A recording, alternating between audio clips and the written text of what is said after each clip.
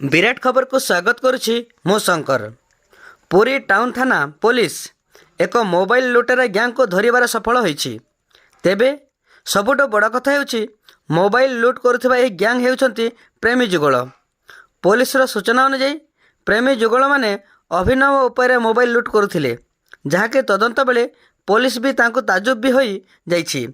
Pulitzer सूचना अनुसार गिरफ प्रेमी जुगल मुखतः स्कूल एवं कॉलेज छात्र छात्री मोबाइल लुट करुथिले।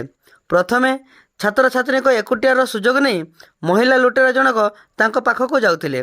परे से सुविधारे अच्छी घर अच्छी लोकों सहित कथा हेबापई अनुरोध कर मोबाइल नेउथिले। टिके अन्यमनस्क हेले संगे संगे पूर्वर बाइक नहीं प्रस्तुत होइथिबा युवती पुरुष बंधु संगे संगे युवती बसई मोबाइल नहीं फेरार हो जाउथिले।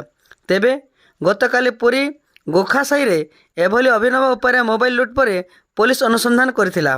तेबे पुरीर मशाणी चंडी छक 2 जण प्रेमी जुगल लुट मोबाइल बिक्री करथिबा पुलिस पाखरे खबर पहुंचीथिला।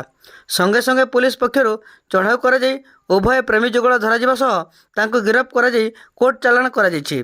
गिरफ अभियुक्त हेले पुरी मंगलाघाट त्रिवेद नगर पूर्णचंद्र षडंगी एवं पिपिली डेल्टा कॉलोनी लक्ष्मी प्रिया बराल।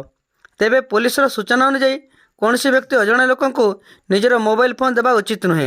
एने सतर्कता अवलंबन करा दरकार। पुरी सुशांत पाणिक रिपोर्ट, न्यूज विराट खबर।